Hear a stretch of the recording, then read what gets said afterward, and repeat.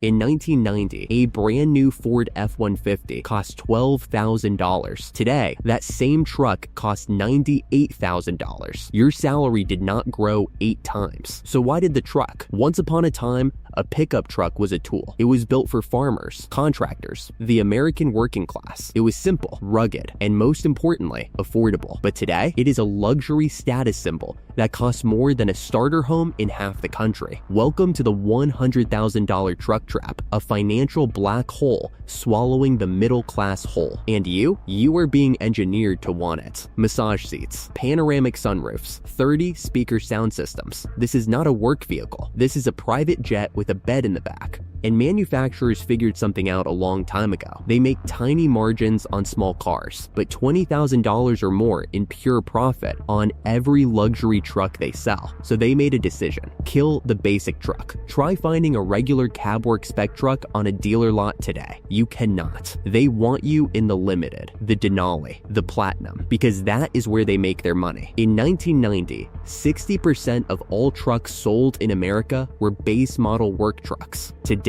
that number is under 12%. They did not follow demand, they manufactured it. So how does an average person making $60,000 a year drive a $90,000 truck? Simple, the 84-month loan. Dealerships stopped selling you a price a long time ago. They sell you a monthly payment. Here is the real math they never show you. $90,000 truck, 84 months. 8.9% APR. Monthly payment, $1,420. Total paid after 7 years, $119,000. Truck value after 7 years, $35,000. Total loss, $84,000. You did not buy a truck. You bought an $84,000 receipt. You are not driving a vehicle. You are driving a mortgage. And unlike your house, this one goes down in value every single day. And the nightmare does not end at the bank. The 2022 Ram 1500 has over 70 individual sensors. Ford's Power Boost engine has a twin turbo system that costs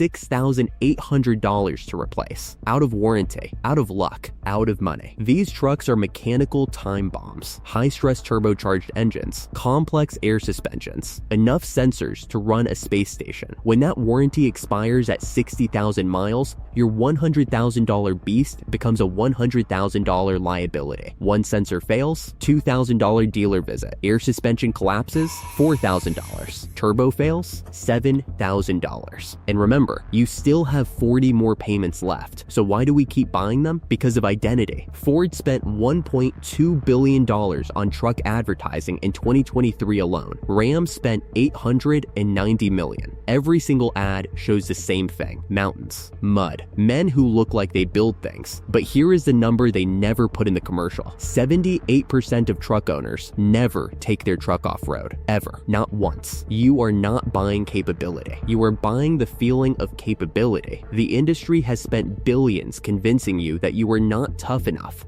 not capable enough, not man enough, unless you are driving a 3-ton chrome tank. Even if the only thing you ever haul is groceries from Costco, you bought the identity, not the truck. The F-150 has been the best-selling vehicle in America for 47 consecutive years. Not because it is the best vehicle, because it is the best marketed vehicle. There is a difference, and that difference is costing the American middle class everything. The $100,000 truck is not a product anymore. It is a symptom of a system that figured out how to turn your identity, your masculinity, your pride into a monthly payment. The truck sits in your driveway looking incredible. The loan sits in your bank account looking devastating. And somewhere in a corporate boardroom, someone is already designing next year's model with more chrome, more screens, more payments. Before you walk into that dealership, before you pick up that pen, ask yourself one question: do you own the truck, or does the truck own you?